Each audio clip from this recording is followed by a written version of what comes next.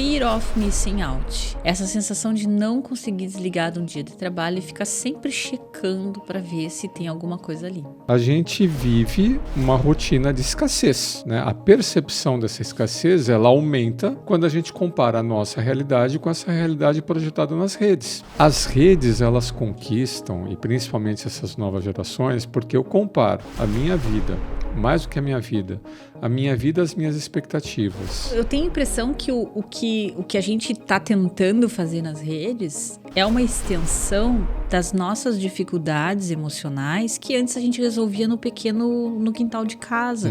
A gente resolvia na quermesse da igreja, a gente resolvia naquele fatídico jantar de família que todo mundo botava os podres para fora. Sim, aí você lembra do dilema das redes. A armadilha das redes é conforme aquilo que você postar ou visualizar, a rede vai te reforçar pelos algoritmos dela.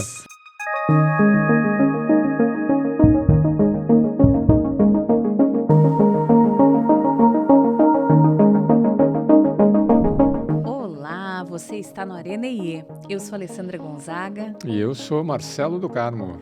Tudo bom, gente? Então, a gente está seguindo a sequência aqui dos acontecimentos e decidimos falar sobre o efeito das redes. É um tema assim genericão, mas a verdade é que a gente está enxergando esse tal desse efeito das redes sociais em tudo que é lugar. Aí você pode nos perguntar, Ali, mas que rede tu está falando? Porque afinal de contas temos tantas possibilidades de redes sociais, né? E aí a gente vai elencar as redes dos tiozinho X aqui.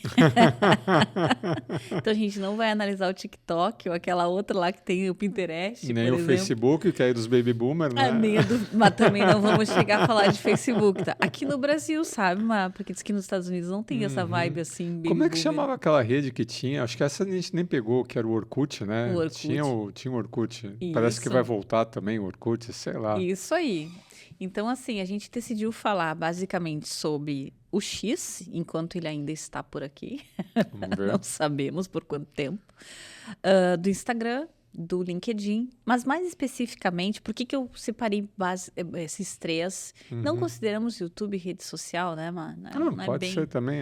É muito mais um depositório de possibilidades, mas acaba virando, né? Quando as pessoas fazem suas seleções de canais. Mas mais importante do que a rede em si é o que ela gera no nosso mundo emocional e o que está acontecendo com as pessoas de estarem nesses ambientes virtuais por tanto tempo.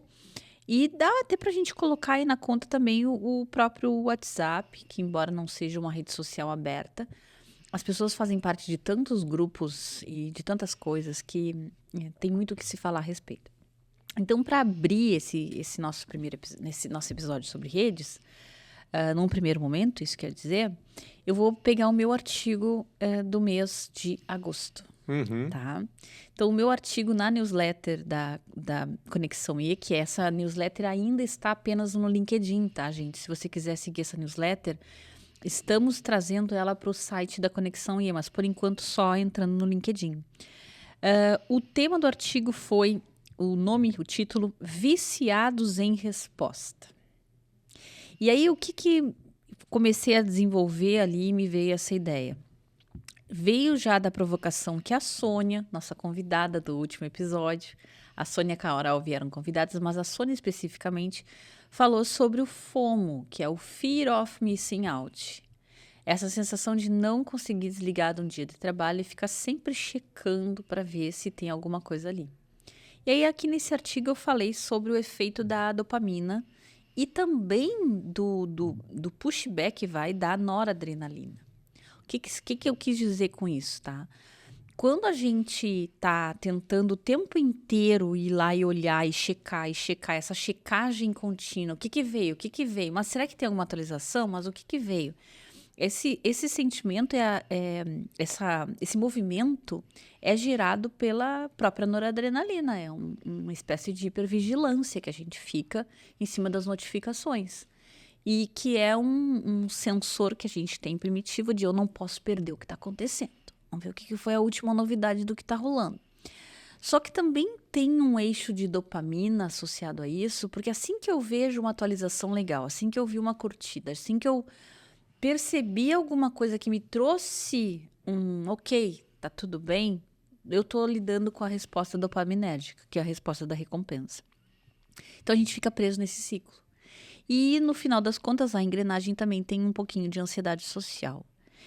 Isso, então, esse cenário do que faz a gente ficar viciado em ir lá e olhar, me traz um outro pano de fundo para nós trabalharmos aqui hoje, os dois conversando. Que é o que tá na tua cabeça aí desde a noite passada. Ele tava olhando vídeos sobre a geração Z. Pronto, lá vamos nós sempre tentando ganhar os primeiros haters, né? Mas o que a gente quis, ao focar nessa geração, são pessoas que estão chegando no mercado de trabalho dos seus, vamos botar aí de 18 a 25 anos, por aí. Uhum. E que essa geração nasceu com as telas ali na sua frente. Nasceu, né? Bom, então, já que a gente vai falar de ontem à noite, né? Quando eu cheguei da academia, tu estava falando que tu tinha assistido novamente o filme Her. Que é o Ela. Maravilhoso, né? Tá no Prime Video. Quem não assistiu, vale a pena. É simplesmente fenomenal. É um filme de 2014 e o cara foi, assim, completamente visionário. Só para dar o contexto para quem não assistiu o filme sem dar muito spoiler, é um camarada, né, que ele tem uma vida celibatária, né? Tá tentando, a esposa tá tentando se divorciar dele e ele escreve cartas. Eu achei fenomenal a profissão dele. Escreve cartas encomendadas por pessoas. Mas num futuro que provavelmente não está muito distante, esse camarada ele compra um sistema operacional para colocar na sua casa, uma espécie de Alexa. Né? Isso. Só que é uma Alexa com inteligência artificial e com personalidade. Isso, intuitiva e evolutiva. E ele começa a interagir com essa inteligência artificial, se apaixona por essa inteligência artificial e vou parar por aí. E né? a Samantha. Né? Para quem não assistiu o filme, vale a pena. Mas o que me vem desse filme da primeira vez que a gente assistiu, e isso várias pessoas também colocam com relação a essa interação homem-máquina. Para o nosso cérebro, não faz muita diferença se a informação ela chega a partir de uma interação real, se ela chega a partir da imaginação, a gente mesmo fala isso, né? Uhum. Você sente muito aquilo mais. Que o teu cérebro ou percebe ou cria. Tanto é que a gente pode começar a prever cenários futuros e ficar ansioso. Lógico. E esses cenários não estão aí, são cenários criados na nossa mente, são cenários criados na nossa cabeça. Não é porque sejam cenários irreais, né, que eles não provocam em nós emoções tal qual como se estivéssemos interagindo com a vida real, com fatos reais. E se a gente for pegar, né, a situação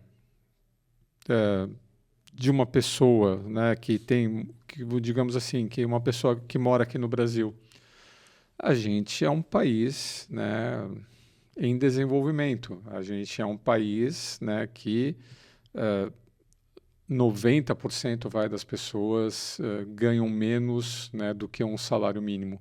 Sério? Tudo isso? Per capita, né? Sério? Sim, é complicado. É 90 tudo isso, mano? Você lembra da tua tese lá que a renda familiar, né, isso, era claro. mais... Mas aí se você pegar a renda per capita... Da família. Né? Então...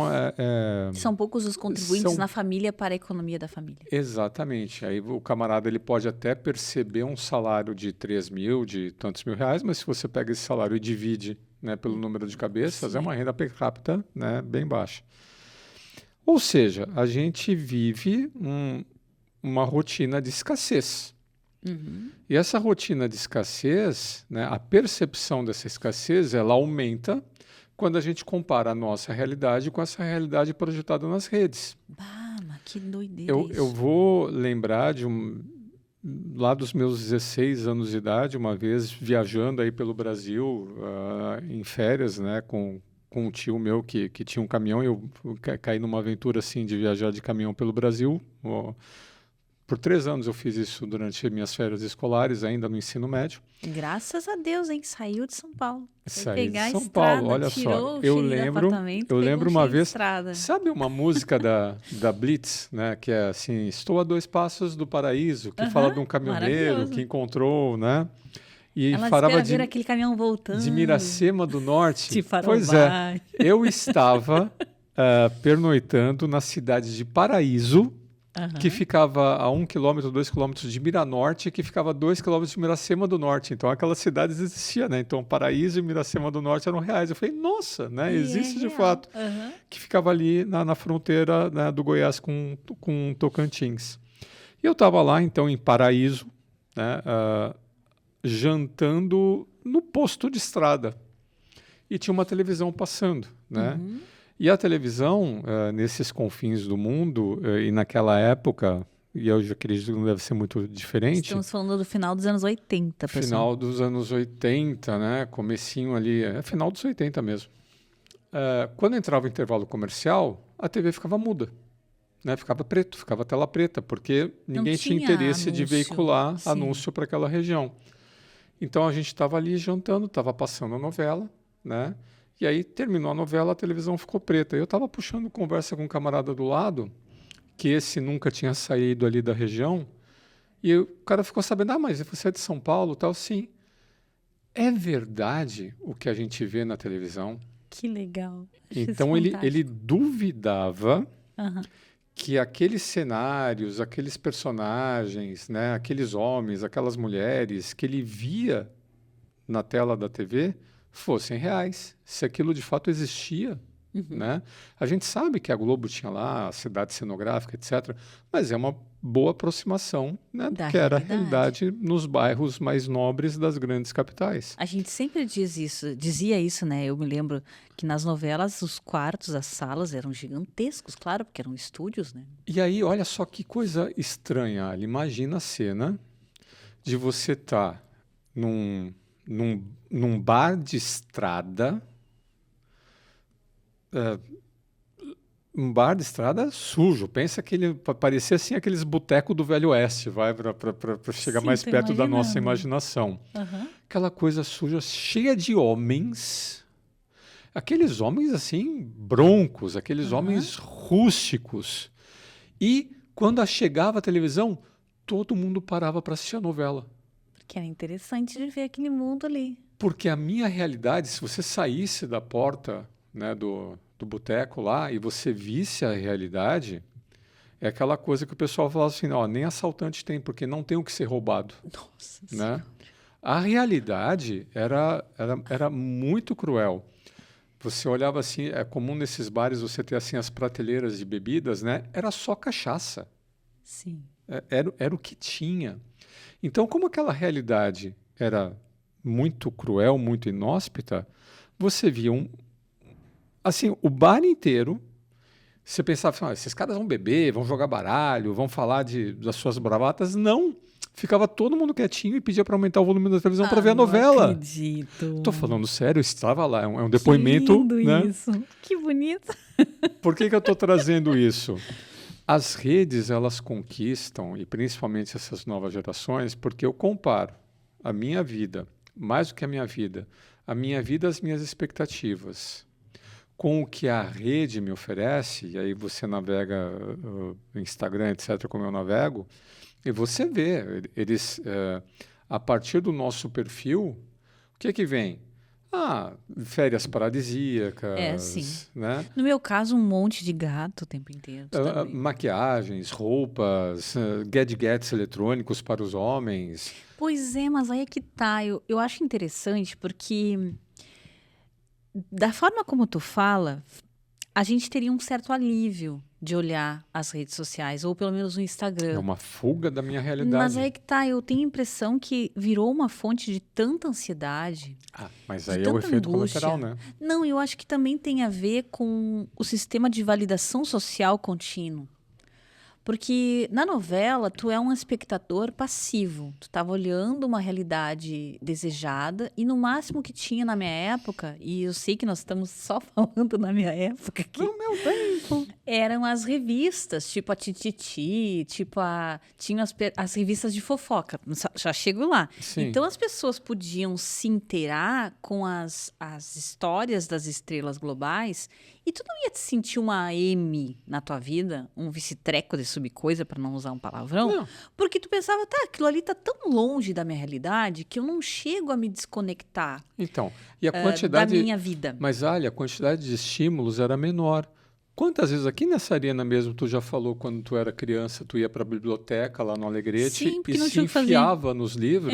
Nas bibliotecas. E ao se enfiar nos livros, né, tu era transportada, né, para aquelas histórias. Acompanha meu raciocínio. O que eu quero dizer é o seguinte, é que a gente tem uma comparação de status que gera muito mais angústia.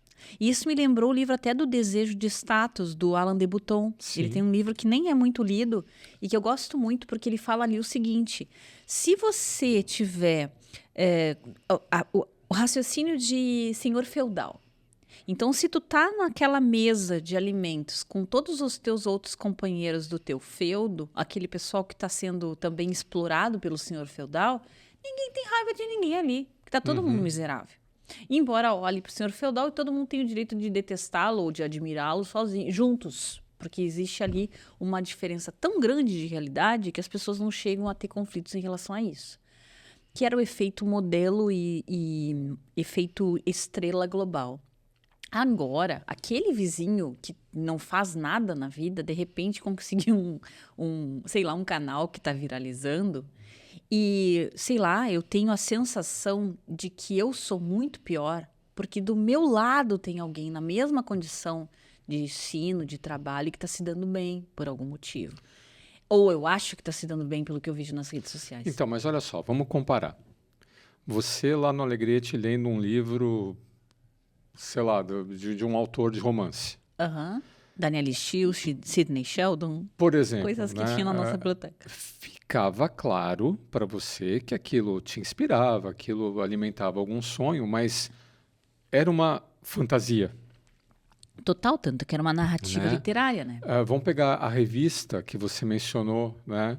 Na revista, quem aparecer ali na revista da Cosmopolitan, seja Nova, Cláudia, etc., teve depois um tempo aquela revista Caras, né?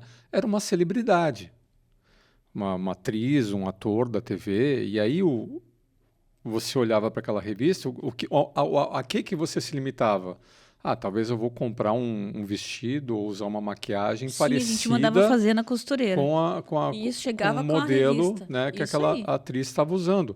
Mas ia até ali. Né? Com as redes sociais atualmente, parece que essa fronteira do que é possível, o que não é possível, que antigamente era clara, se perdeu. Verdade. Do ponto de vista dos meninos, eu tinha muitos colegas que imaginavam serem, no futuro, jogadores de bola, porque os jogadores de bola, os jogadores de futebol... Ainda é um sonho. Né, pode ainda ser um sonho. Ou que sonhavam... Por exemplo, o Ayrton Senna era um ídolo, né? Só que, eu vou ser um Ayrton Senna. Pô, eu não tenho um carro de Fórmula 1 disponível. Sim. Eu vou ser um jogador de futebol. Tem um campinho e tem uma bola ali do lado, né? Só que mesmo você tendo mais acesso a esse sonho possível, você tinha ou não tinha habilidade com a bola. Então, morria ali, né, a sua fantasia. Agora, por exemplo, um dos dados que eu trouxe para você, que nesse... Vamos lá, traz um pouquinho de dados aí. O pessoal não acompanhou teus dados. Uma pesquisa que saiu na Istoé, né, sobre a geração Z. E eu lembro desse número, 57% dos jovens dessa geração acreditam que podem se tornar ricos ou ter uma profissão viável como influenciadores digitais. Só que todo mundo tem acesso ao TikTok. Sim. Todo mundo tem acesso ao Instagram. E aí eles conseguem ver que uma pessoa sem nenhum atributo, sem nenhuma qualificação, às vezes expondo um pouco mais o corpo, às vezes se expondo ao ridículo, consegue lá fazer uma live, né? E tinha esse dado na reportagem, uma adolescente que fez uma live que teve 1 milhão de visualizações na live, enquanto sendo transmitida, não é visualização pós-live. Sobre o quê? Até fiquei não lembro sobre o que era, mas era sobre um assunto mundano, né? E as pessoas começam a se orgulhar de coisas, né, que são acessíveis. Por exemplo, a onda do lazy job, né? Que eu vou conseguir um trabalho que eu vou trabalhar muito pouco e vou ganhar muito. Você lidar com Bitcoin, Nossa, o Bitcoin. Né? Sabe essas... ilusões, são delusions, né? Tem até o meme que é o Delulu, né? Isso é um delusion. tem as tendências, as trends do TikTok, mostrar como você foi demitido e como os jovens são demitidos. 30% dos jovens dessa geração são demitidos depois de 30 dias de trabalho. O que mais tem? Tá, mas eu gostei mais das outras estatísticas que tu trouxe ali. A questão do não olhar no olho, por exemplo, pensando na questão emocional aqui. Sim. Que a gente está falando em efeito das redes, e eu achei que isso é interessante da gente tratar. Tá, deixa eu pegar aqui a estatística, que essas eu não lembro de cor. Achei muito bacana. Mas olha só, eles fizeram... aí eles pegaram recrutadores, né? E colocaram aqui, ó, candidatos da geração Z. 58% dos candidatos não sabem se vestir adequadamente para uma determinada vaga. 57% nas entrevistas não fazem contato visual. 42% têm exigências salariais irracionais, essa desconexão com a realidade. 39% não conseguem se comunicar, não sabem se comunicar. 33%, mesmo durante uma entrevista de acho que foram porque alguém mandou ir, porque eles não demonstram interesse na vaga, em saber detalhes da vaga. 60% são arrogantes. Fala assim, se você quiser, não sou eu que estou querendo emprego, é você que pode me contratar. 26% demonstram traços que eles vão ser difíceis de interagirem e serem gerenciados por alguém. Então, o que provoca esse descolamento? E aí volta lá meu primeiro argumento. O cérebro, para ele, é um fato real, é um fato irreal. Não é tão fácil assim você saber isso é realidade, isso não é realidade. Não, a gente o jovem na rede, realidade. Então, o jovem na rede, vendo a rede, e aquele cara bronco lá em Paraíso, vendo a televisão, vendo a novela, ele tem a mesma dúvida. Isso é verdade, isso não é verdade. Só que, vou até refrasear, aquele cara, como era um contraste muito grande, ele fala, não, isso não é possível. Para o jovem que vê na rede social, parece que essa fronteira está muito mais tênue. Mas aí eu gosto desse raciocínio, mas eu acho que tem mais elementos aí ligados à inteligência social. Uhum. Inteligência social, aqui eu estou falando dessa capacidade que a gente tem de ler emoções nas pessoas, de regular o nosso comportamento, a nossa fala, de acordo com como a gente está sendo percebido. Tem gente que chama isso de gerenciamento de impressão, né? Então, por exemplo, tu está numa entrevista, tu está observando os movimentos do teu recrutador. Tu está vendo que ele está te olhando fixamente e aos poucos tu vai modulando. É o que se espera. É o que se espera. Mas isso requer habilidades cognitivas que são, de alguma forma, que eu posso dizer, forjadas, são moldadas. Se a gente você não aprende pratica... na arena, você aprende por meio da regulação social. Se eu corto a regulação social, se só vem informação e não tem essa interação, eu não tenho essa habilidade. Não, e aí é que eu chego no ponto da grande diferença das redes, era aí que eu queria chegar, quando eu estava falando do sistema feudal lá, é que agora a gente tem o vizinho próximo que de repente parece que fez uma viagem internacional, e tu sabe quanto custa uma viagem internacional, e tu diz, mas como? Mas fulana foi de que jeito? Uhum. Né? Bateu a foto na Itália, bateu a foto em Paris, mas de que jeito? Olha o preço que tá, né? Então, tu começa a sentir que tu realmente não é suficiente. Então, a comparação tá logo ali. Mas, além disso, o fator que eu acho que foi, assim, uma mudança de chave foi o tal do espaço dos comentários. E aí, claro, já estou abrindo espaço para nossa próxima rede, que seria o YouTube ali. Uhum. Ou o próprio, se a gente quiser também, o X. O X, hoje, ele, caso ainda esteja no ar, tá? Basicamente é uma rede para ver treta. Né? Nome clássico de internet de briga. Aliás, tem até um meme que é assim, né?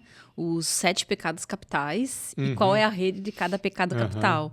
Claro que o Instagram é a luxúria, né? Não, o Tinder era a luxúria. O Tinder é a luxúria. O Instagram é a inveja. É inveja, lógico, né? O Instagram é a inveja e o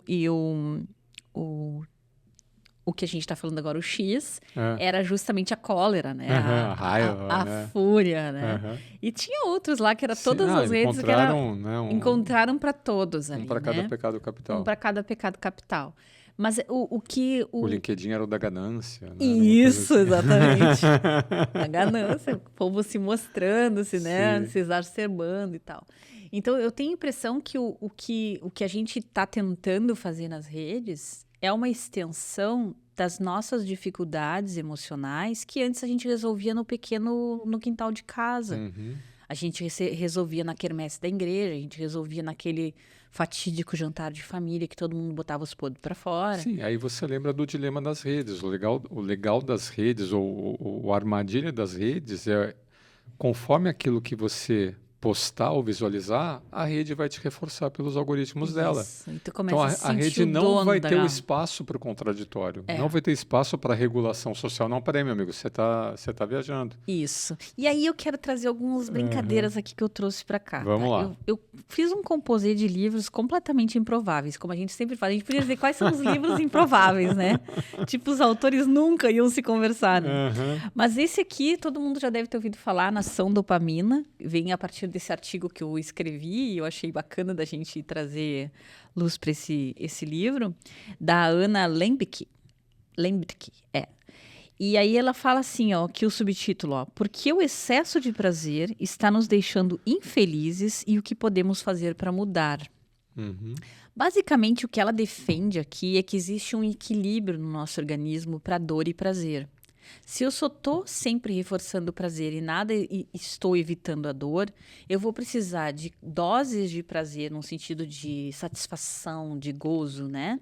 De bem-estar, cada vez maior para ficar cada vez menos feliz.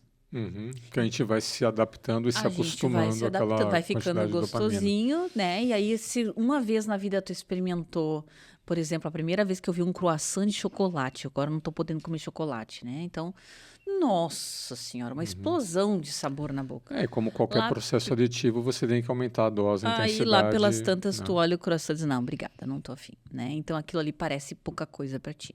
Uhum. Então, ela explica isso, inclusive eu achei muito interessante, quero saber a tua opinião a respeito. Uma dos mecanismos das pessoas que estão paralisadas em não conseguir fazer mais nada é porque elas estão cronicamente desmotivadas. E ela fala do exemplo do banho frio. Uhum. Tem toda uma comunidade de gente que acorda de manhã e toma um banho gelado.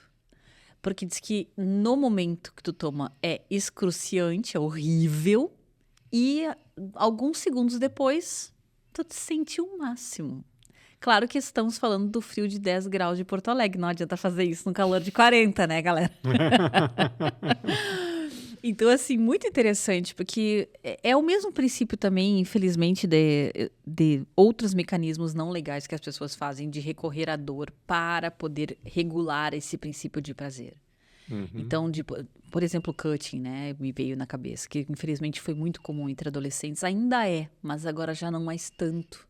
Hoje as pessoas vão muito mais para um mecanismo de raiva, de outras formas de expulsarem suas frustrações, que não necessariamente a dor. Mas essa coisa do banho frio, né? E eu me veio na cabeça também, isso só tentando equilibrar prazer e dor, e olha o link improvável que eu fiz com esse livro aqui. Esse livro o Marcelo está estudando, ele está em inglês aqui, eu não sei se ele ainda já tem em português, né, Mar? Não tinha. O tema é de força a força, né? Uhum. A partir das tuas forças, você ir construindo esse propósito de vida. O subtítulo é Encontrando Sucesso, Felicidade e Propósito na Segunda Metade da Vida. Livro para os nossos X. É um livro por X, né? É, óbvio, né? Não é um livro para os Y ou para os B. Os Y, os coitados dos Y, estão morrendo de ansiedade, né? Mas os X que nós estávamos falando não é bem uma ansiedade, é uma espécie de desconexão que a gente está falando aqui, que pega mais, né? E aí é interessante que ele diz aqui, ó, na contracapa, dar início a hábitos para justamente parar com o ciclo de adição ao sucesso. E por isso que eu fiz um link dos dois. Então, uma das coisas que nos torna absolutamente infelizes, galera, e que as redes ajudam muito, a percepção que eu tenho, é essa busca de ser fantástico, incrível, rico, famoso. Eu tenho que ter uma... E na nossa época quero uma casa na praia. Que casa na praia? Agora é viagem internacional. Agora é 10 mil seguidores. Como nós somos humildes, nós estamos pedindo 10 mil seguidores. Sabe, assim, tudo sempre você busca e agora? E agora? E agora? E que é um processo de adição a uma visão de sucesso, que é absolutamente aterrador para nossa felicidade. Quer ser infeliz é você sempre achar que você tem que ter mais. Uhum. E que não há nada que você tenha construído que seja o suficiente. Uhum. Então, achei bem interessante essa relação aí. Das redes, disso tudo que eu falei, Mal, o que te veio à cabeça? Não, desse último, né? Olha só, eu lembrei do Ulisses. Olha só, coisas que voltam e meia.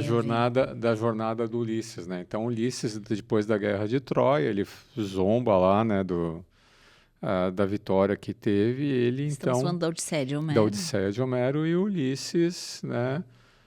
Durante a guerra parece que ele acaba matando um dos filhos de Poseidon, e aí Poseidon coloca uma praga nele, né? E fala, tu não vai voltar para casa. De jeito nenhum. E aí ele vai de ilha em ilha e cai da ilha, né? É uma coisa. E aí ele entra eu lembro da ilha da Circe, né? Que a Circe pega, encanta, né? O Ulisses e seus marinheiros. Então, eles só conseguiam ver coisas boas, só conseguiam ver ninfas, só conseguiam se alimentar dos manjares dos deuses, e mesmo assim Ulisses não consegue ser feliz, né? Por quê?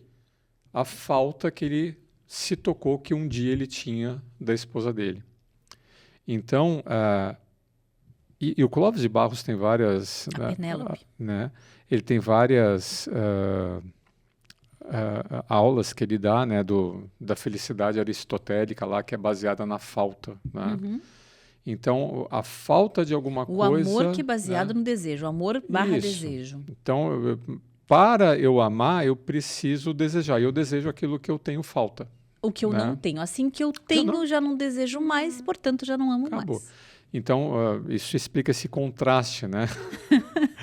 O cobertor quentinho é legal porque eu tomei um banho frio. Se eu já tivesse quentinho, eu não quero saber do cobertor, né? Eu tenho que saber lidar com essa ambiguidade, né? Com as adversidades, né? E as benesses, né? Os bônus. E a dificuldade, a adversidade, na verdade, ela valoriza, né, o bônus. Esse é o ponto. Porque aí entrou até a filosofia budista. O maior sofrimento não é a dor em si, é a evitação do sofrimento.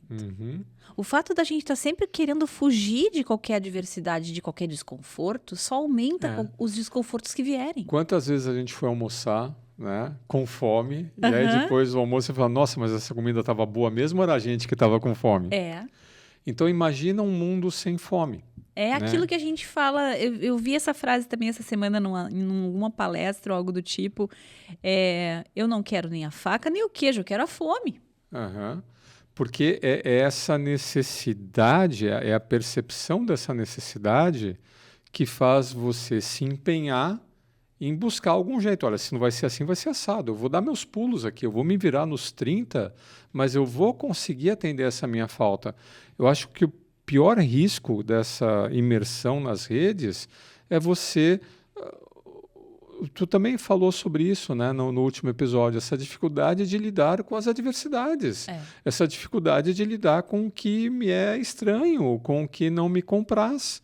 Então eu entro num mundo em que não há dificuldades, não há contraditório, eu posso tudo, tudo me é fácil. E aqueles que eu não gosto, eu deleto, eu bloqueio, não existem mais para mim, são meus inimigos, enfim. Como é que eu vou desenvolver a minha capacidade de me adaptar?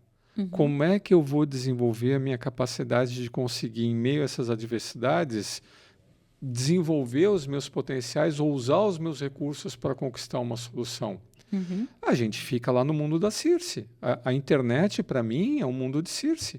A pessoa ela entra lá na rede e ela pode ficar ali horas, né, presa ali na ilha de Circe, que é essa feiticeira, que você só vê coisas boas e só vê coisas... Não necessariamente, tu também te atrai pelas tragédias, porque o efeito da tragédia... mas o que ele comprasse. Não, mas aí é que tá. Por que é interessante a história do pimenta nos olhos dos outros é refresco? Eu lembro que uma acusação que se tinha na época da faculdade de jornalismo era essa. Nos momentos mais terríveis do Brasil, o que se via nos jornais?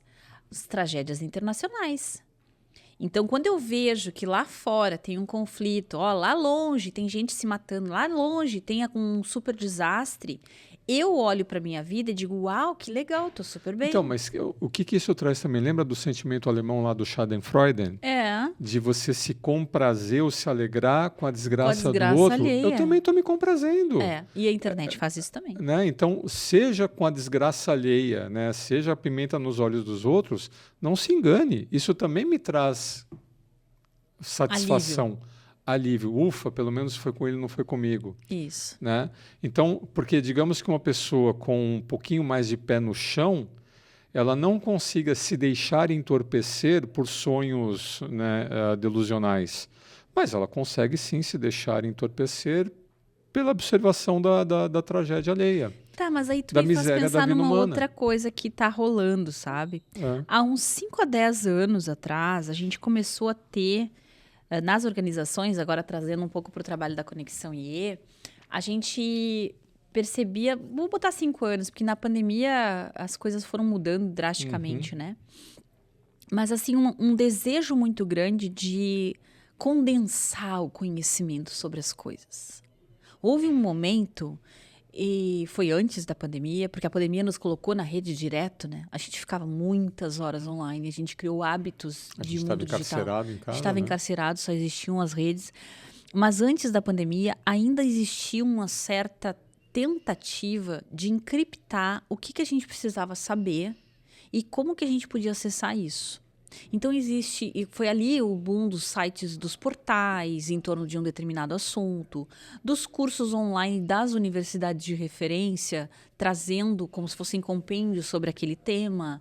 E eu me lembro que nas aulas de inteligência emocional já naquela época, eu dizia, gente, não tem como saber tudo sobre o tema da inteligência emocional. Porque agora, nesse momento, tem alguém publicando um artigo em algum lugar. E descobrindo uma outra forma de acessar nosso mundo emocional. Então, a gente tem sempre uma base para a gente navegar, mas a nossa principal tarefa, em termos de aprendizado, é aprender a navegar nessas diferentes teorias sem se agarrar em uma delas e dizer que é definitiva. Então, onde é que eu quero chegar? Agora, esse sentimento de que eu vou conseguir um lastro, um lugar em que eu vou organizar isso, não existe mais. E eu acho que o sentimento de alívio que eu tinha está dando margem a uma sensação de o mundo vai acabar. Uma das coisas que eu mais tenho lido nos comentários de internet, abaixo de alguma coisa sobre uma guerra ou sobre alguma catástrofe natural, como foi, infelizmente, os incêndios que aconteceram em São Paulo, o mundo está acabando.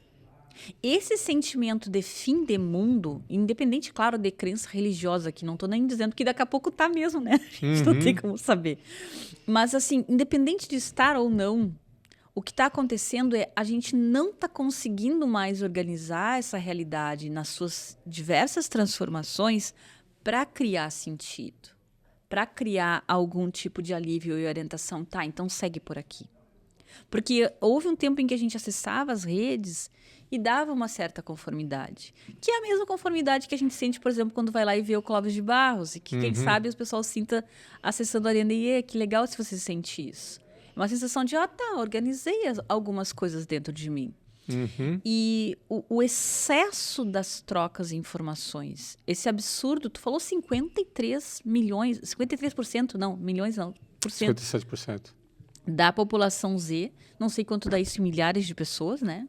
Era um nem, né? Eram 13 milhões de jovens dessa faixa etária. Isso, eu sabia que tinha algum número em milhões aí. É um absurdo. Nem estuda, nem trabalha, nem faz nada. Está perdido. Está onde? Está nas redes. Está nas redes, está na internet, está tentando vender criptomoeda, está tentando ser um influencer digital, está tentando fazer coach de vida de alguém, descobriu o último método revolucionário para ganhar seguidores, sei lá. Não, esse está fora, porque esse está fazendo alguma coisa. O nem não faz nada, não tem ocupação. Não está tentando ganhar dinheiro. Não, Não. E aqui tu trouxe uma última ponta para nós comentar. Os vícios em jogos digitais. Isso tá virando um troço muito grande. Sim. A gente viu ali 2 estatísticas que eu coloquei no meu artigo. Os jogos digitais no Brasil já representam, isso é da XP Investimentos, essa dado. Então, em torno de 1% do PIB nacional. É nesse setor que está sendo posto essa grana toda. Isso dados do final do ano passado. Sim, então, 2023. Então, só Deus sabe quanto é que está agora, no período de Olimpíada e com todo esse estresse das redes da questão política, que está, de fato, um momento bastante tenso na nossa nação. E quando as coisas ficam tensas, as pessoas vão para os processos aditivos. Além disso, um outro dado, 2 milhões de brasileiros com vício em jogo digital, buscando tratamento psiquiátrico. Aí um dado da Faculdade de Psiquiatria da USP. Nossa. Eu botei lá no meu artigo também. Então, pensa, mano. Então, aí que eu quero dizer, agora não, nossa, o mundo vai acabar. O que eu quero dizer é que estamos num limite do que essas ferramentas que a gente trouxe para nos dar algum conforto, para nos dar conectividade. Claro que eu não nego o valor das redes, estamos acessando vocês por redes, né? Mas a gente precisa fazer detox offline. A gente precisa criar condições para as pessoas voltarem a conversar em roda. A gente precisa ampliar os espaços de parques para as pessoas passearem com seus filhos, com seus cachorros, periquito, papagaio, sei lá. A gente precisa de experiências sensoriais para o mundo emocional antes que a gente se desconecte de uma possibilidade de realidade, que é o que está acontecendo com esses dados que tu viu dos novos entrantes no mercado de trabalho. Quando a gente fala da geração Z, não estamos querendo falar mal dos jovens, pelo contrário, a gente está querendo dizer eles são o próximo força econômica da nação. Como é que nós dois vamos se aposentar se daqui 15 anos ninguém estiver ocupando o timão? O que nós vamos fazer, né? A gente também quer uma hora dessas poder ir lá e passear. Não, eu falei para a Alessandra, fica tranquila, porque a gente vai ter que fazer hora extra, porque se as pessoas não estão querendo nem assumir, entrar no jogo, né? nem desceu pro play. Porque uma coisa é eu dizer, eu tenho um sonho irreal. Eu queria ser atriz. Não, eu não queria ser atriz. Eu queria ser correspondente internacional. Era isso que eu queria na minha época. Mas você sabe, o que você está colocando aqui são diversas formas das pessoas acomodarem a sua percepção de falta de capacidade de descer para o play. De falta de capacidade para descer para a vida real. Então, tem aqueles que ficam esperando, né? Deixa eu ver por que o cara consegue esperar? Porque está quentinho, né? Porque os pais acolhem, né, essa geração, super protegendo essa geração. Não, e tu pensa só, eu tô pensando o seguinte, por que a gente saía cedo da casa dos pais? 2 motivos. A gente queria transar sem nenhum tipo de restrição, porque a gente lá não podia fazer isso. E havia o conflito da geração também, o conflito dos comportamentos. Porque não tinha o que fazer. E aí tu ia pro teu trabalho, tu queria voltar para casa e a gente, na verdade, como não tinha muito o que fazer dentro de casa, eu me mudei com 16 para 17 anos com um relógio e um colchãozinho desses que tu abria, virava um sofazinho. Era isso a minha mobília. Eu morava na casa de uma menina e dividia apartamento com outras 2 moças quando eu vim para Porto Alegre.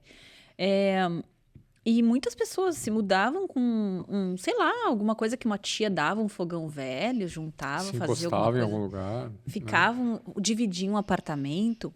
Hoje, o conforto físico não é tão importante como um sinal de Wi-Fi. O cara nem sabe o que ele vai comer, mas se ele tiver um celular e ele tiver uma rede de internet para poder acessar esse mundo... E entrar para a Ilha de Circe, tá tudo certo.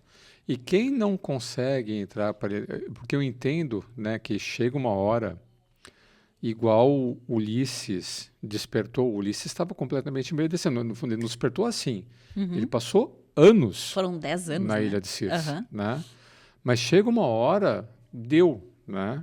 E para essas pessoas que chega uma hora, deu, aí quando o cara sai né, da ilha, quando ele sai da rede, além da questão da crise de abstinência, tem ansiedade. Uhum. Tem ansiedade e tem a percepção do fim do mundo, tem a percepção de que as coisas vão acabar, tem as percepções de que as coisas não adianta nada.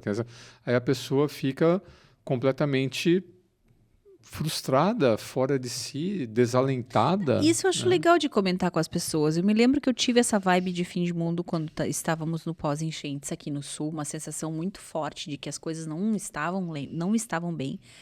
Primeiro pelo desastre que nos cercava, né? Que era a gente estava perto de muita perda humana. E perto de uma catástrofe a gente sempre consegue catastrofizar qualquer imagem que a gente faça de mundo. Mas o que eu acho bacana de a gente trazer reflexão é, se você pensa que o mundo vai acabar, a boa pergunta é, qual parte do teu mundo está acabando? E vamos lá.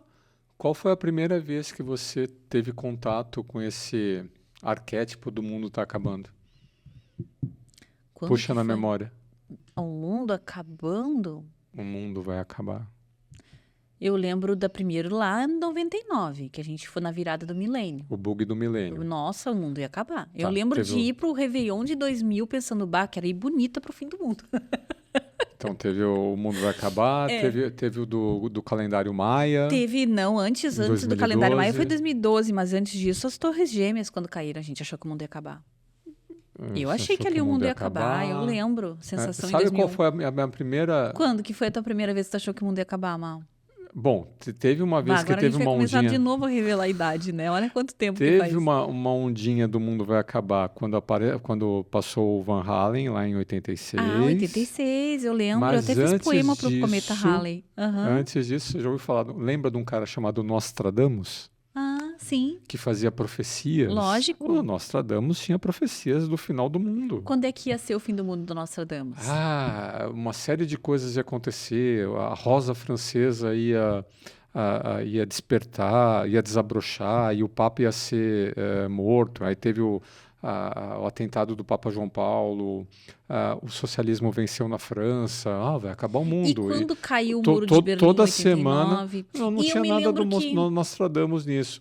Mas o Nostradamus era a figurinha carimbada do Fantástico, né?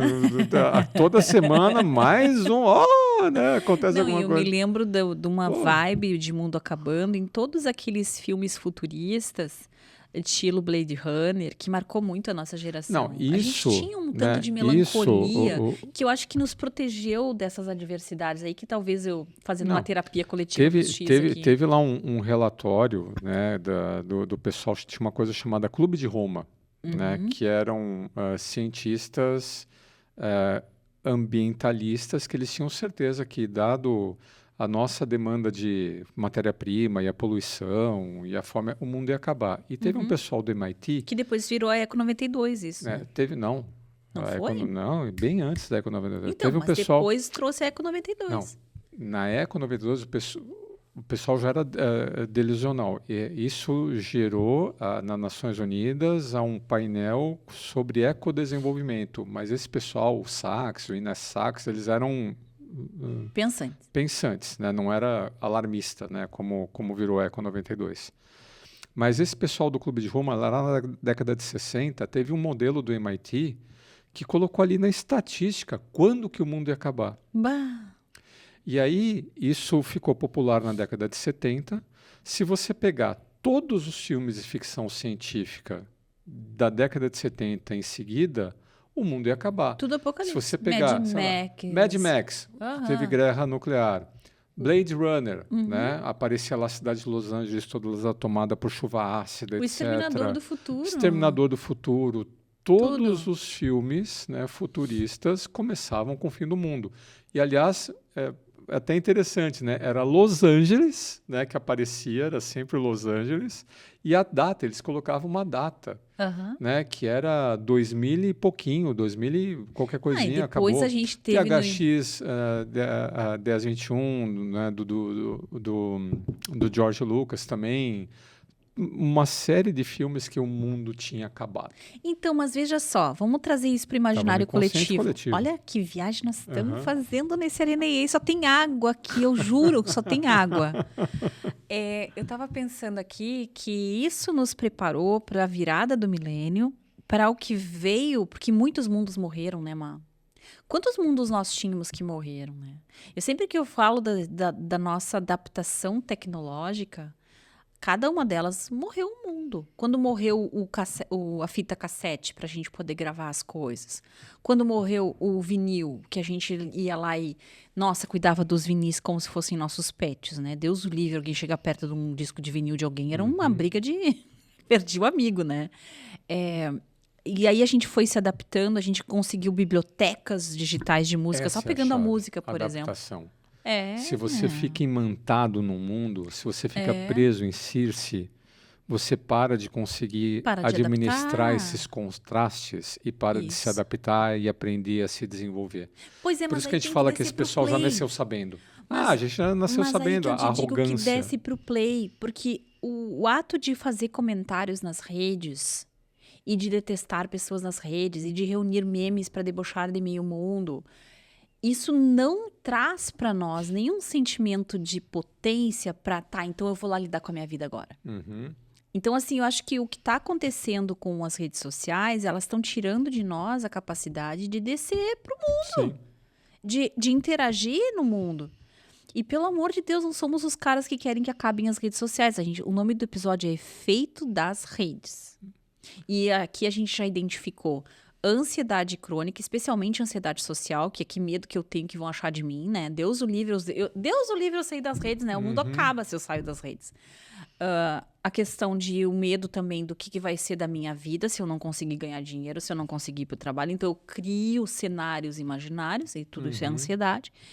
Mas também essa sensação de impotência, de incapacidade, de insuficiência, que te faz não acreditar em nenhum dos projetos que passam pela tua mente, porque eles não são fantásticos.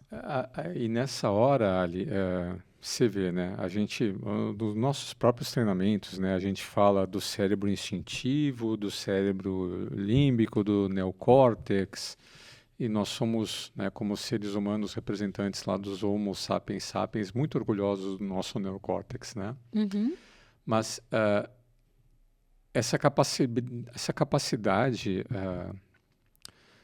de adaptação é uma coisa que vem no DNA, é uma coisa que vem instintiva, desculpa, não extinta, instintiva. E o neocórtex ele acaba sequestrando, é um sequestro cognitivo desse nosso instinto de adaptação e sobrevivência. Eu adorei esse termo que tu trouxe no treinamento nosso, sequestro cognitivo. Por exemplo... Ou seja, eu não consigo mais lidar com o Não consigo lidar, por quê? Porque eu estou preso aqui nessa minha realidade da ilha de Circe. Talvez, né, pegando o instinto dos animais, né, a gente sabe que as aves são parentes diretas dos dinossauros, né? Isso é verdade. Né? Então, as aves, elas são galinhas. Os remanescentes. Coitadinha das galinhas, né? Elas estão por aí, né? Os pássaros estão por aí até hoje e talvez seja uma das espécies melhor adaptadas. O que um passarinho faz, né, em determinado momento lá no ninho? Ele para de alimentar. Me lembrei de um passarinho uma vez na PUC, eu olhando uma mãe largando uma enorme de um filhote. Ele para de alimentar. Não é que ele vai embora, ele fica ali, né, vendo o que está acontecendo com os filhos, né, com os filhotes. Sim. Mas o filhote pode se esgoelar lá, botando o bico para cima, que ele não vai receber alimento. E, se não me engano, a memória, né, desses documentários naturais que a gente assiste, tem alguns que simplesmente chutam os filhos do ninho. Já consegue voar. Voa, né? Sabe aquela coisa? Quer aprender a nadar? Né? Tem um filme do John Wayne, né? Que ele pergunta assim... Não isso em casa, galera. Não, mas o que eu estou falando, né?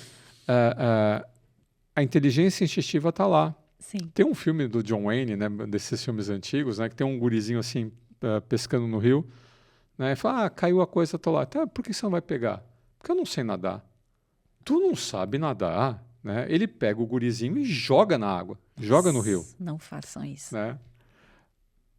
Assim, a pessoa vai começar, Tá, se mas bater, só que virou um né? trauma pro resto da vida, né, mano? Mas o que eu quero falar? Essa capacidade de sobreviver, essa capacidade de se adaptar, essa capacidade de aprender é uma coisa que é instintiva para nós.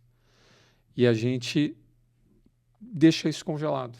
Pois é, interessante tu falar isso, de jogar o filho no rio, pelo amor de Deus, não acho legal esse ato, tá? Porque tem muitas maneiras de ensinar alguém a se adaptar que não colocando uma exposição a um desafio impossível de ser vencido, né? Porque isso só mostra abandono. Como é que você aprendeu a nadar? Com certeza não foi alguém me jogando. Foi Mas você se jogou. Não, não foi. Alguém que estava me esperando lá com um pneu de trator. Beleza, mas igual o passarinho, ele fica ali olhando. Não é a mesma coisa. Há limites. Entre o abandono e te joga, vai, problema teu, isso é abandono. Tá, ok, eu dou o braço a torcer. Mas você não estava falando, tem que descer pro play? Então, mas aí os pais e a própria vai chegar uma hora, ela vai estar por si, né? O que um pai e um educador faz? E no caso das empresas, as lideranças? Ensina, acompanha, orienta. Não é fazer pelo filho, não é fazer pelo funcionário, não é fazer por, mas é ensinar, acompanhar o início de posta em marcha. E o que está acontecendo é que está havendo essa desconexão e as pessoas não estão mais nessa predisposição ao aprendizado. O próprio caso do que está acontecendo com as tais mentorias online. O que aconteceu com a profissão de professor como nós? Nós viramos peça de museu? Então, viramos. Eu concordo com tudo, porque agora contigo mundo acha em que pode gênero, ensinar número e alguma grau. coisa. Mas olha só de novo, lembra das estatísticas que eu coloquei aqui? 60% são arrogantes, não tem nada que você pode me ensinar. 40% não tem contato social, não olham para ti, não escutam, né? Mas isso foi construído de alguma forma. E eu acho que a forma como nós trazemos... Aí tem muitos memes, artigos, de meme e artigos, sim, estou falando das duas coisas completamente diferentes. Que fala de que a forma como estamos ensinando as nossas crianças e jovens a entrar no mundo não é uma forma de realmente adaptá-los ao mundo. As escolas ainda são construídas como uma coisa que, para nós, já era antigo. Então, mesmo as escolas mais modernas, elas estão buscando novas formas de acessar esse aluno. Pensa uma criança ou um adolescente que vai ficar das 8 da manhã à 1 da tarde, como em muitas escolas, ouvindo um professor, ainda que se faça atividade em grupo, numa sala com 40 pessoas. O que esse jovem que estava lá no celular, direto, no final de semana, acessando todos os trocentos canais que tem, vai achar de saber da Revolução Francesa ou da Fórmula de Bhaskara, que o pessoal fala? Então vai ser muito difícil para essa pessoa entender o mundo pegando em pedaços como a gente pegava o conhecimento de base. Então aí a gente volta bem antes de como é que se cria adaptação, como é que se promove a adaptação. E você sendo professora como eu fui, qual que era o nosso instrumento? Né? Qual que era a falta? A nota, a prova. O cara tinha que passar de ano. Quando você termina com esses instrumentos, quando passa todo mundo, quando um professor ele é impedido de reprovar os alunos, porque se ele reprovar os alunos vão abandonar a escola, quando eu deixo de criar a dificuldade que precisa ser ultrapassada por meio da... A diversidade para ser ultrapassada? Pronto, eu tirei o estímulo ao aprendizado, eu tirei o estímulo à adaptação. Legal. Então, a gente precisa recriar o estímulo. Ok, né? Não vai jogar o cara na água, né? Mas você precisa ser posto à prova. Então, quanto mais cedo você lembrar que é por meio das adversidades que a gente aprende a se adaptar. Eu lembro das pessoas falando, a Fórmula de Bhaskara, a Revolução Francesa, a geografia é inútil. Pode ser que não seja útil para todas as profissões. Pode ser que se você for fazer engenharia, você veja interesse em saber ter conhecimentos de álgebra. Se você for ser psicólogo, para que eu vou aprender álgebra? Não tem nada. Mas nessa jornada inicial, o que você está aprendendo? Você está aprendendo a aprender. Perfeito. Você está aprendendo a colocar ou treinar os seus circuitos de, isso daqui, como é que eu resolvo isso daqui? Como é que eu compreendo isso? Você está treinando o pensamento sistêmico, analítico e crítico. Você está treinando suas habilidades de aprendizado. Não interessa o que está na matéria. Isso que eu falava para meus alunos. Professor, mas para que eu vou usar isso? Olha, tem uma aplicação prática, pode ser que você não entenda isso hoje, pode ser que em função, por exemplo, quando eu dava aula para alunos da área de administração de empresas é um curso muito eclético. Tem gente que vai trabalhar em controladoria, tem gente que vai trabalhar em RH, tem gente que vai trabalhar em marketing, tem gente que vai trabalhar em produção, né? Não tem como ter uma matéria que seja interesse de todos e vai ser aplicada em qualquer função que um administrador vai exercer. Mas aqui você está aprendendo a aprender. Você está aprendendo a colaborar, você está aprendendo a fazer trabalho em grupo, né? Você está aprendendo a lidar com feedback, né, dos teus colegas e do teu professor. A gente precisa voltar a ofertar desafios para essas pessoas. Tá, eu gosto dessa ideia, a diversidade para construir aprendizado, adorei. E para fechar o Arena, como eu tô com o último livro aqui, eu só vou trazer a principal contribuição, assim, o que ele tá querendo dizer aqui, tá? Primeiro mostra o livro. Eu vou mostrar o livro, desculpa, estava lendo lá. A Mente Organizada, ó. Esse livro é do Levitan, né? E ele fala o seguinte, e isso que foi o que me trouxe o livro aqui. Outro dia a gente pode olhar ele mais a fundo, porque ele é muito bom para ficar só em 10 minutos, tá? Mas ele diz aqui, pensando de uma maneira organizada, straight, né? Na era do overload de informação. E é aí que eu chego com as redes. As redes estão gerando um acúmulo de informações que são... Desculpa, na outra palavra, lixo. Lixo informacional. E assim como há um tempo atrás eu lembro que eu gostava de ver, e agora não tenho mais estômago para isso, mas quando eu gostava mais dos transtornos, eu assistia muito, tu sabe, aquelas séries de acumuladores. Porque, na verdade... Para compreender o mecanismo. Para compreender os tratamentos disponíveis, o próprio abordagem dos terapeutas quando chegavam. A diferença é que ao invés de acúmulo de coisas, que a gente até tem acumuladores, ok? Mas nós estamos acumulando tralha cognitiva a partir de imagens, textos, informações das redes que estão circulando na mão da gente. Então, diariamente, a gente vai lá e acessa um monte de tralha. Um monte de comentário de boots aí, que boa parte dos comentários são de boots. Ou das mesmas pessoas com alaias diferentes. E a gente está lá tentando significar o nosso mundo e criar uma orientação de sentido a partir de lixo. A revista nova, a revista Cláudia lá, era uma edição por mês, uma edição por quinzena. Isso, a gente esperava, me lembro, não era Capricho, era Capricho, eu acho que era uma que a gente compartilhava as gurias, a gente girava Capricho com as gurias, porque era uma por semana. Uma por semana? A gente girava. E assim devia ser uma coisinha assim, ó. Pequena, metade de propaganda, igual era a Veja, né? Isso. Então era uma vez por semana. Até que não tinha tanto, porque era de adolescente. Aí, teve uma época que a novela era a novela das 8. Isso. Aí começou a ter a novela das 6, das 7 e das 8. Que era também aquele combo das donas de casa. Aí começou a ter o Vale a Pena Ver de Novo, que você pegava uma dessas novelas e repetia às 2 da tarde. Aí começou a ter a novela das 10, que era alguma minissérie, alguma coisa. E aí começou a ter o streaming. E agora com a internet é 24 horas por dia. Não, e a quantidade de canais de streaming que tem. A quantidade de possibilidades de programação que tem. E como isso captura as pessoas. Isso é desorganizante, aí que eu quero chegar.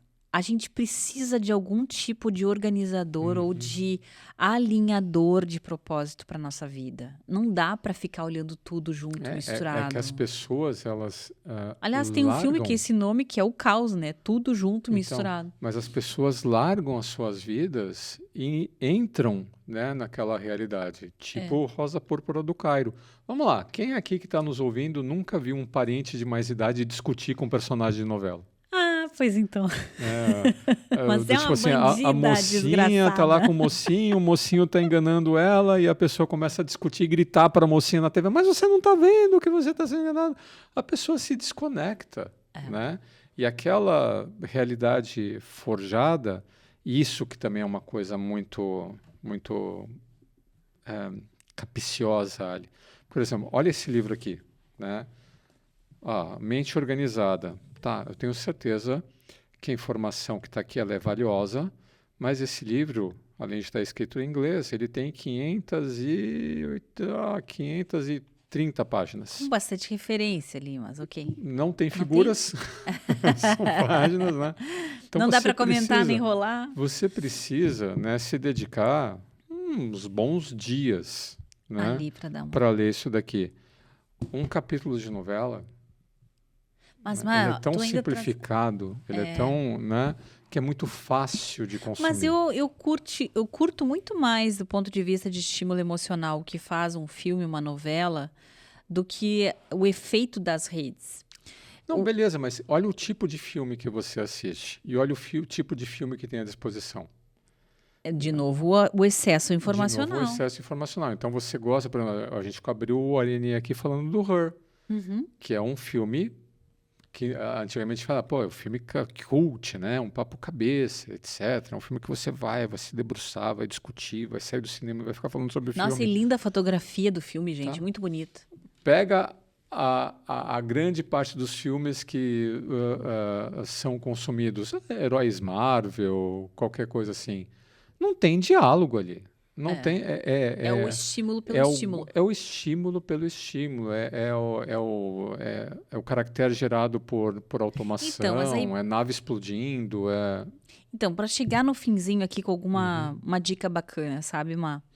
Lá no artigo dessa semana, desse mês de agosto que eu coloquei, eu trago algumas dicas para sair um pouco desse ciclo de recompensa, para esse ciclo de dopamina que a gente se coloca nas redes, de ter que ficar o tempo inteiro acompanhando ou respondendo, né? Eu acho que uma primeira medida, como qualquer medida de organização, é uma espécie de higiene dos teus grupos e das coisas que você segue.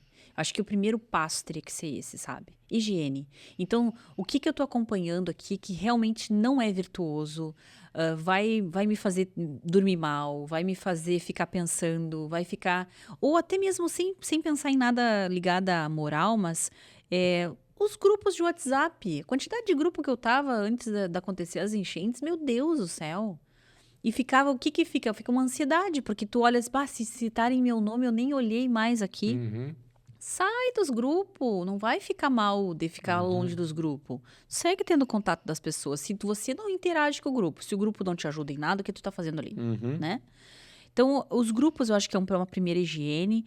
Depois, essa coisa do tempo na tela. A gente perguntou para as pessoas, elas estão todo o tempo útil com as telas dos celulares na mão.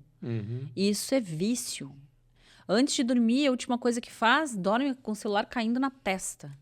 Acordar, nem conseguiu abrir os olhos, já tá tateando, cadê o celular? Então, esse sim a gente tem que conseguir criar novas... Esse afastamento. E se afastar, esse detox digital. E aí eu dou algumas ideias analógicas para nós ali. Até teve um aluno nosso, o Armando, um queridão, obrigado Armando, por comentar lá. Ele disse, prof, tô indo lá tomar um café, então. É analógico, tá valendo? Tá valendo tomar Ler um cafezinho. Livro. Tomar um cafezinho na frente de uma janela, pegar um solzinho. Então, assim, sai o tempo inteiro das redes. A gente entende que elas têm uma contribuição. Tu não vai sumir de todo das redes. Mas algum tipo de reflexão sobre o efeito delas na gente, a gente precisa ter. Essa rede, esse tempo que você coloca em tela, mesmo minimizado, ele te ajuda a se adaptar e viver melhor no seu mundo real ou ele te afasta do teu mundo real? Isso aí. Esse é um bom critério de tomada de decisão. Boa. Para o quanto você ainda está conectado. O que eu estou fazendo aqui? Isso aí. O que eu estou fazendo aqui? Essa viagem é realmente necessária? Muito bom. Isso aí, gente. Eu espero que você tenha gostado. Comenta o que tu acha. Tu acha que a gente viajou na maionese aqui? Coloca teu comentário lá no YouTube, manda pra nós mensagem, fala pra gente o que tu tá achando dessa nova temporada. Joga a pessoa na água ou joga a boia? O que tu acha disso tudo, tá bom? Um abraço pra você, nosso ouvinte, nosso telespectador, e até o próximo Arenê. Até.